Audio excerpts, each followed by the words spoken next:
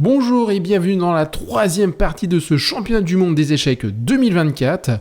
Aujourd'hui, nous allons voir Gukesh qui aura les blancs contre donc Ding Liren pour cette troisième partie.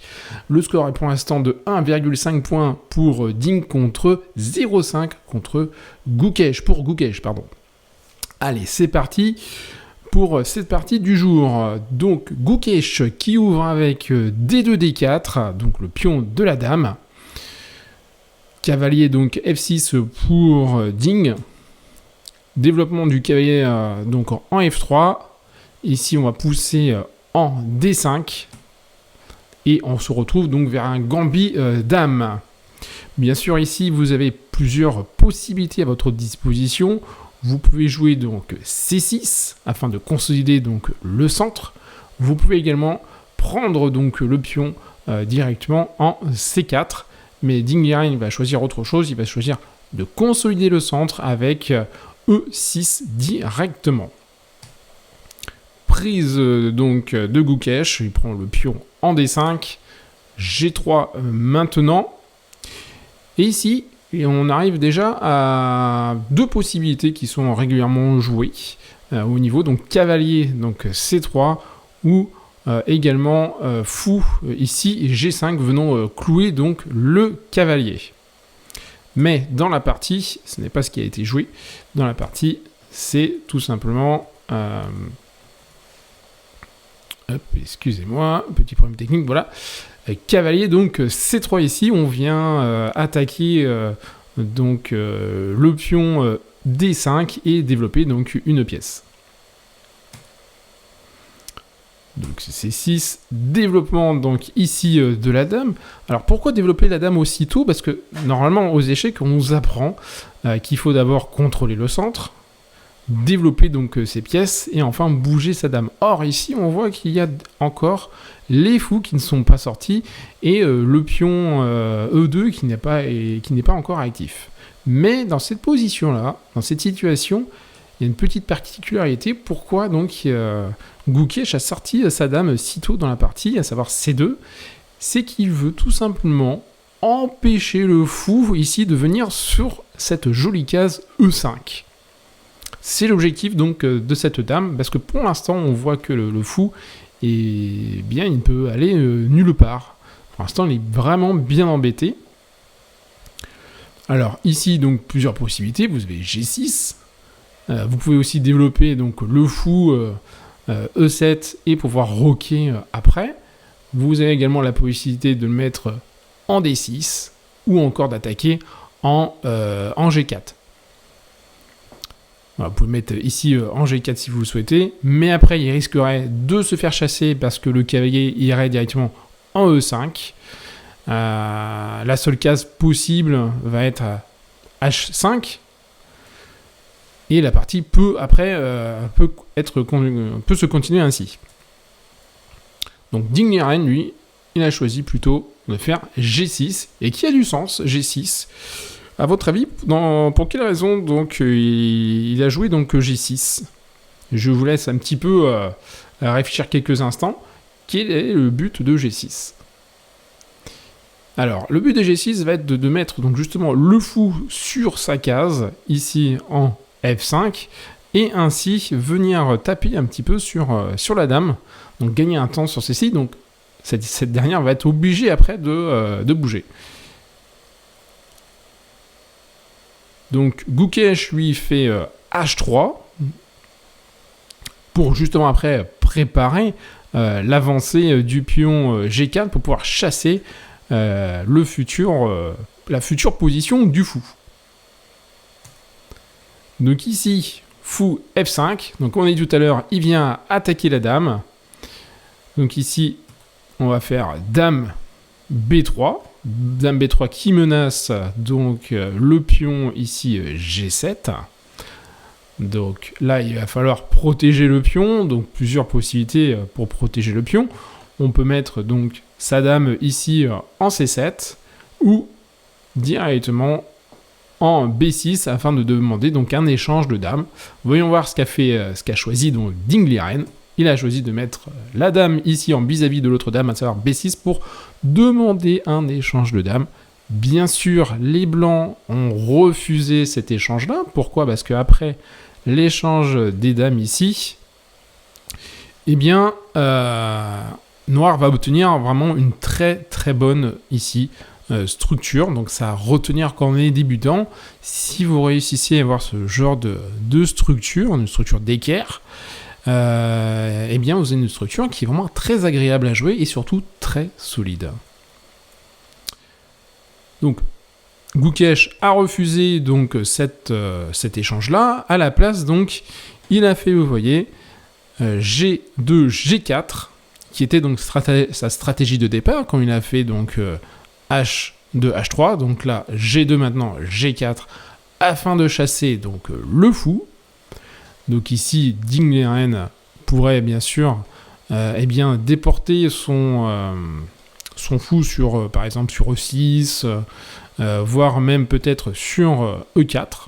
Mais avant, il choisit autre chose, il choisit de capturer donc la dame ici, parce que ça arrange bien noir de capturer, alors, beaucoup moins pour blanc. Pourquoi ? Parce que comparé à la situation de tout à l'heure, hein, je vous rappelle, il y avait cette structure là, donc en B5, il y avait un autre pion qui était donc la forme de l'équerre.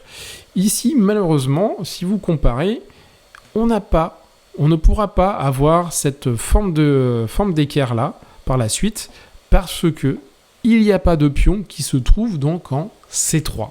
Donc on ne va pas pouvoir pousser immédiatement ici le pion B3 en B4 à cause de ce manque de pion en C3.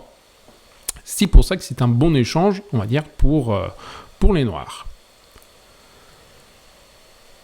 Donc ici, Ding Liren a choisi de s'engouffrer dans le camp de blanc.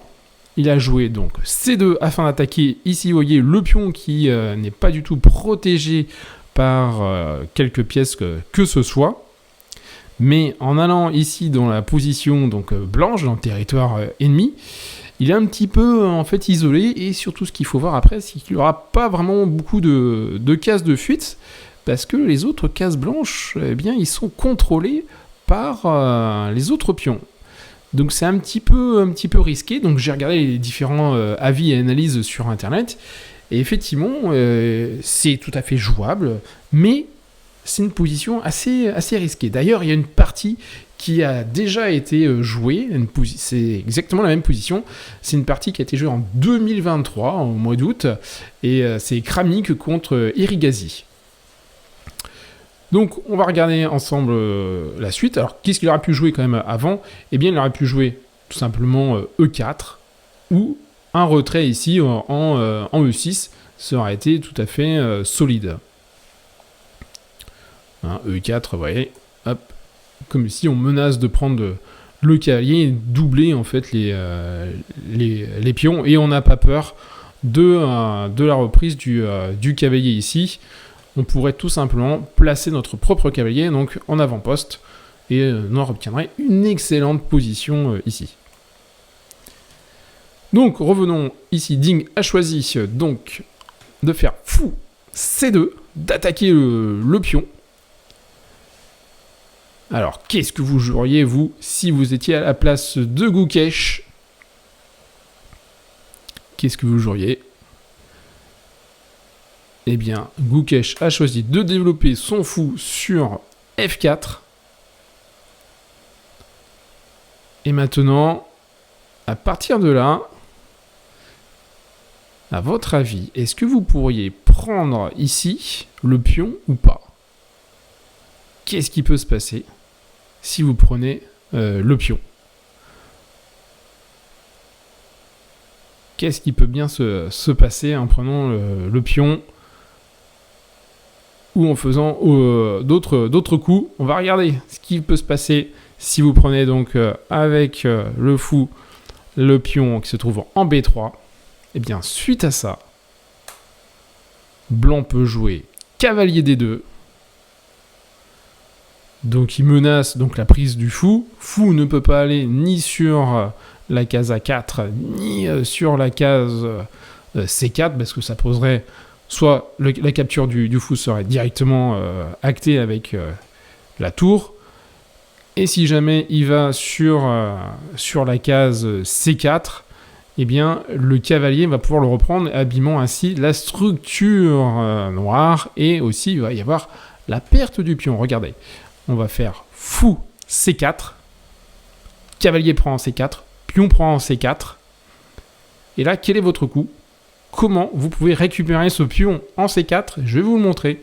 Vous faites tout simplement E3. Et là, maintenant, qu'est-ce qu'on voit? On voit que le fou pointe sur le pion. Et donc, vous allez pouvoir récupérer le pion. Et là, vous allez me dire, ok, mais on peut peut-être encore défendre, en fait. Alors, vous pouvez le défendre.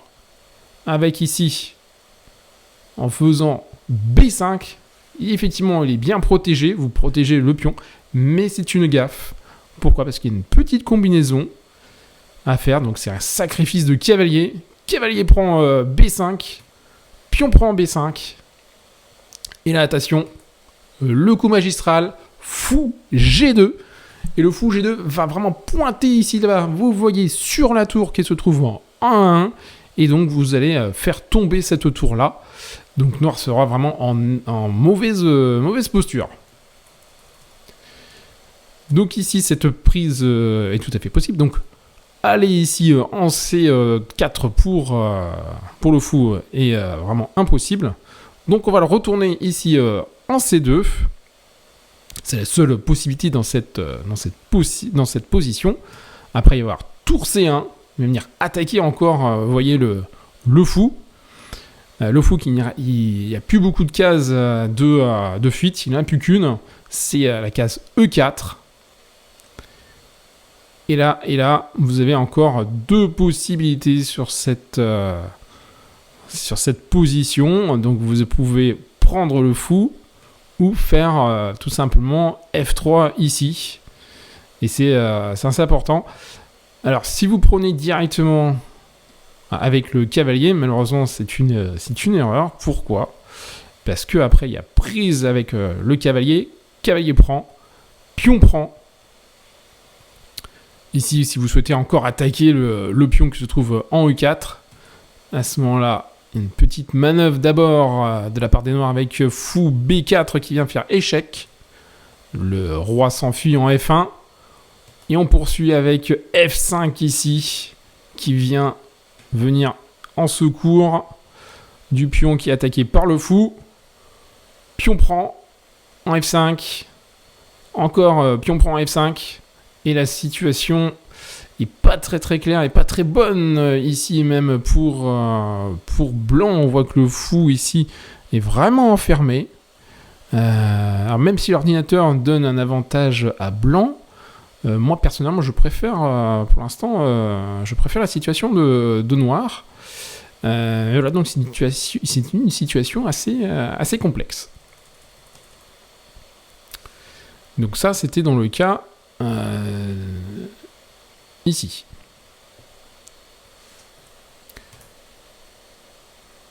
Hop, on va revenir à la position donc qui était ici, qui était donc le choix de prendre ou pas le pion B3. Eh bien, Ding ne l'a pas pris car je pense qu'il a lu énormément là-dessus. Voilà, même si il n'a pas pris beaucoup de temps, vous voyez, 1,31 à la pendule contre 1,29 maintenant, donc il a choisi de faire H4. Donc en soi, apparemment, c'est un mauvais coup. Pourquoi c'est un mauvais coup? C'est que ça vient pas aider notre fou ici en C2. Notre fou est toujours bloqué. Et donc ça va pas l'aider. Donc c'est pour ça que ce coup-là est pas très bon. Il aurait mieux fallu jouer directement en fait G5 qui vient au secours de notre fou, quoi, tout simplement. Sacrifier.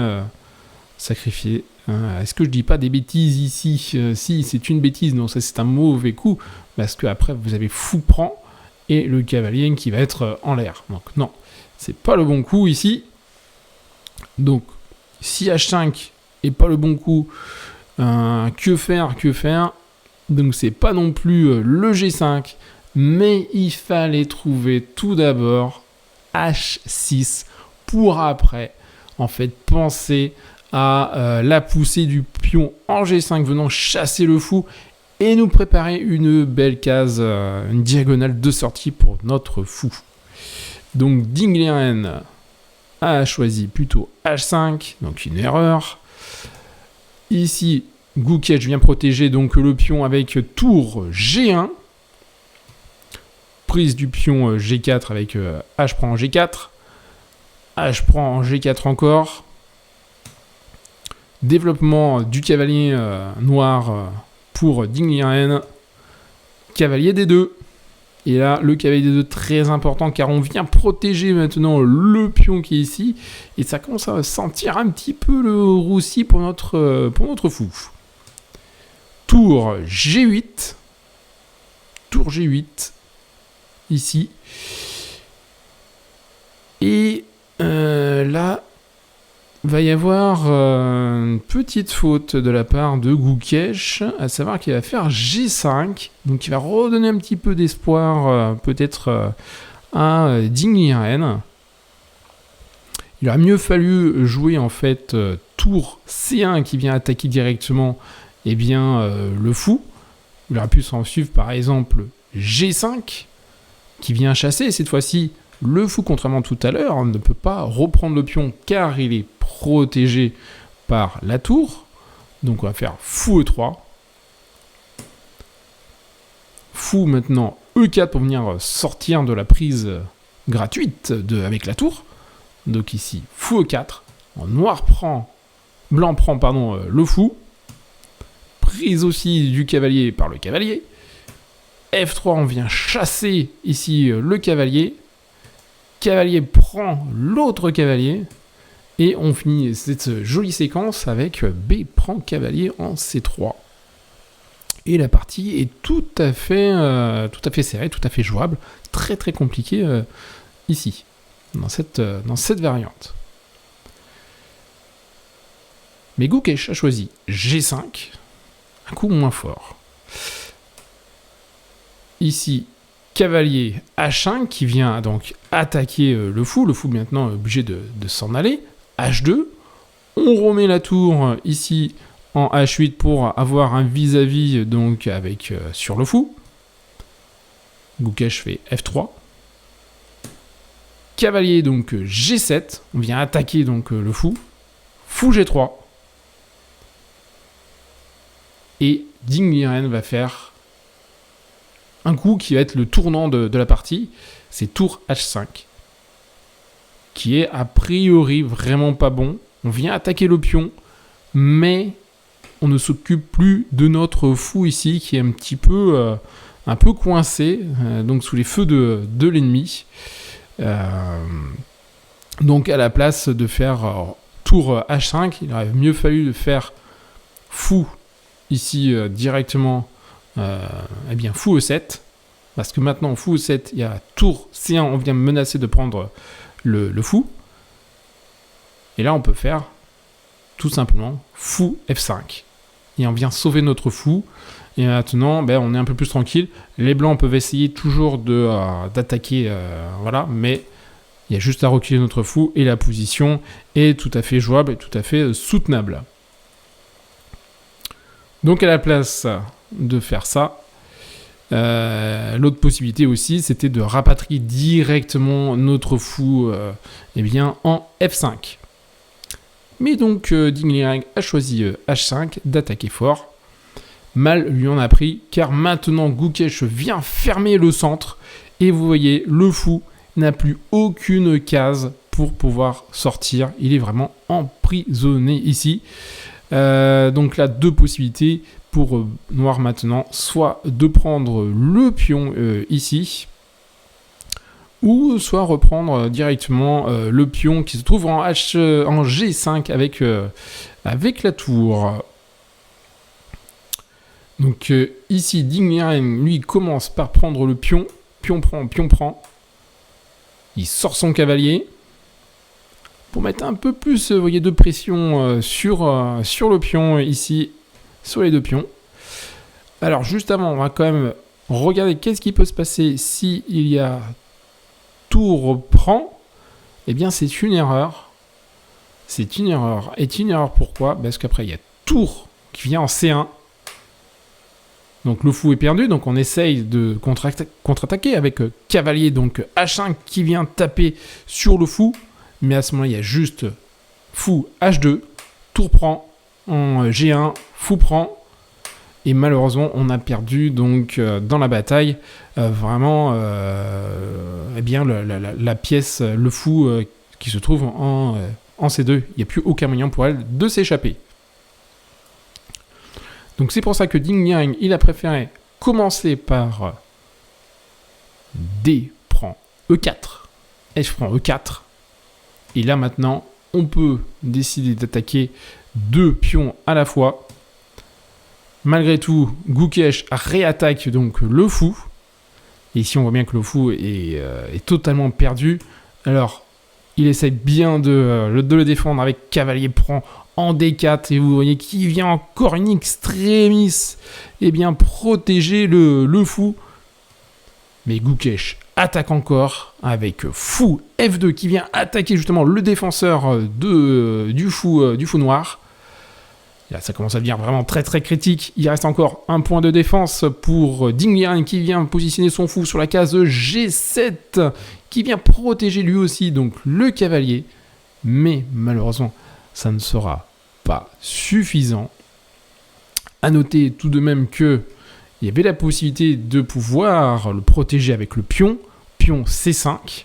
Mais à ce moment-là, il y a une autre manœuvre tactique de la part des Blancs, à savoir cavalier B5.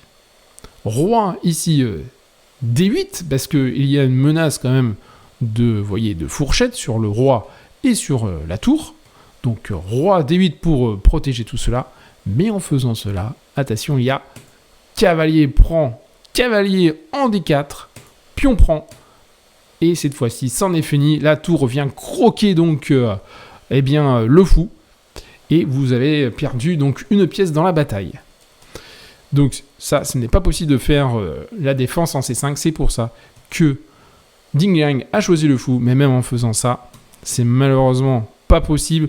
Car il y a l'excellente défense cavalier E2 qui vient mettre un terme définitif à cela. Et donc ici, plusieurs possibilités. Vous avez soit cavalier prend cavalier ou bien le retrait du fou pour prendre le pion en B3, en E4, pardon. Vous avez ces choix-là. Donc, Ding Liang, qu'est-ce qu'il a choisi, Ding Liang? D'ailleurs, c'est une bêtise parce que si vous prenez en fait le bishop ici, vous avez perdu parce que là, Blanc va récupérer encore du matériel en fait et vous êtes toujours perdant. Regardez, fou prend en D4, fou reprend en D4. Alors vous pouvez reprendre aussi du cavalier, donc on se retrouve avec 3 pièces blanches contre 2 pièces, 2 pièces noires mineures. Donc là pareil, la partie est finie. Donc ça ce n'est pas possible. Donc il y a une autre possibilité aussi, c'est vrai que je n'ai pas mentionné, et qui est partie, et c'est la partie en fait, c'est cavalier B3. Donc on va y revenir, on va juste avant ça regarder cavalier prend E2, et qui n'est pas du tout une bonne solution, car après, fou prend, cavalier, et là c'est rideau total, parce que il n'y a plus rien à faire maintenant. Donc la partie, elle, s'est continuée par cavalier prend en B3, tour prend enfin le fou en C2, cavalier prend cavalier, et ici, attention, il faut encore faire attention, donc jusqu'au bout, il faut faire attention dans cette partie, car c'est très important. Là, vous avez en fait 2 possibilités à jouer, une qui va égaliser et l'autre qui va faire gagner cette partie. À vous de trouver la bonne solution, car si vous faites quoi? Eh bien, si vous faites prise en fait de la tour, dire ça peut être intéressant, car vous occupez comme ça une colonne ouverte. Mais ça va poser un petit problème. qu'on va regarder ensemble. Cavalier vient en E5, comme ça, innocemment. Alors, quel est le but de ce cavalier? Eh bien, on va le voir. Tour G3. Pourquoi, à votre avis, blanc ici joue en G3? Vous avez compris? C'est qu'en fait, noir, le cavalier noir, il vise ici la case F3, faisant fourchette sur les deux tours et sur le roi. C'est vraiment très très fort. Donc il vient parer cela. À ce moment-là, il y a tour quand même qui prend le pion. Tour reprend la tour. Et là, attention, eh bien, il y a encore la fourchette, la triple fourchette sur les deux tours et sur le roi. Donc après, ça croque. Et là, on arrive à une position à peu près égale. Il reste toujours un petit peu d'avantage quand même pour blanc. Mais il y a des pions supplémentaires à l'aile du côté des noirs en plus. Si on compte vraiment, on est à 3, 4, 5 pions contre 2 pions. Et surtout, il y a des pions majoritaires ici. Donc, il y a peut-être quelque chose à faire côté noir. À noter que ici, donc, au lieu de prendre avec la tour, de reprendre le pion, on peut également... au lieu de... décidément.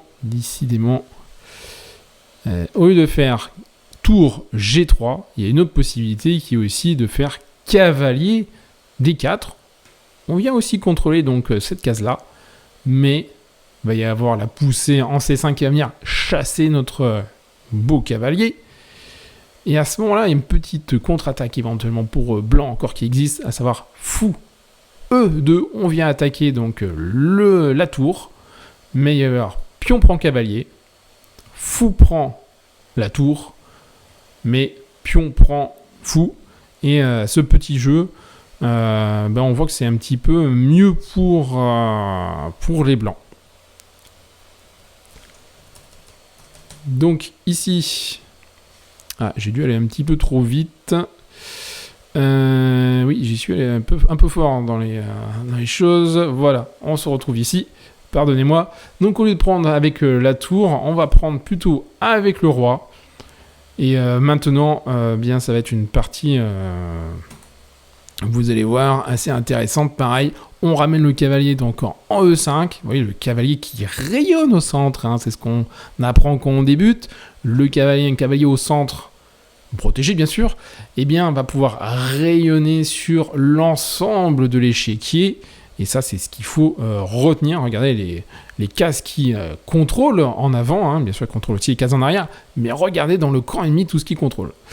Et il y a toujours donc aussi la fameuse fourchette. Donc le cavalier, en finale, est vraiment très intéressant ici. Donc là, on vient protéger avec... le cavalier D4 qui vient contrôler donc la case ici, F3. On va faire tour D8 qui vient clouer donc notre cavalier, vous voyez, parce qu'il ne peut plus bouger du fait qu'il y a le roi. Donc on va déporter notre roi ici en E2, interdisant maintenant l'accès au cavalier. Le roi vient contrôler cette case-là. Ding Liang choisit ici de faire roi H2, qui est une petite imprécision. Et il aurait mieux fallu peut-être tout simplement jouer A2, faire un petit peu travailler donc les trois pions ici, et voir pousser un maximum pour pouvoir après attaquer sur cette aile-là. Parce qu'on est quand même en majorité. Mais Ding Liang donc n'a pas fait cela. Il a fait donc tour donc H2. Il vient clouer à son tour donc le fou. Ici fou G2 maintenant. Fou G2 A6 ici. Peut-être une imprécision. Et la partie en fait va continuer, mais Ça reste trop technique pour moi, donc je ne pourrais pas vraiment l'analyser. Donc ce que je vais faire juste défiler donc les coups afin qu'on puisse voir ce qui s'est passé en fait dans cette partie. Ici, quand même à noter un très bon coup. Regardez-moi ça, le fou en G3 qui vient taper sur la tour et sur le cavalier. Même si c'est vrai que c'est un peu dommage, il y a toujours le fou qui protège ce cavalier là.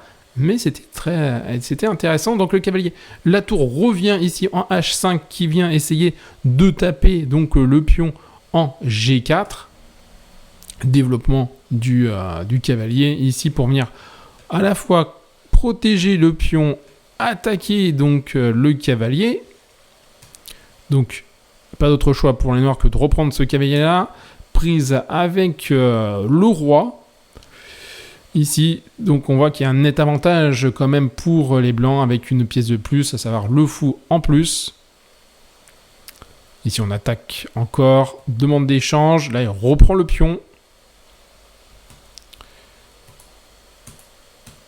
Et la partie va se terminer ici. Pourquoi ? Parce que Ding Liren est tombé autant, même si de toute façon la position était totalement perdante. Il aurait fallu encore un petit peu cravacher pour gagner, mais vraiment à ce niveau-là, il n'y a pas photo.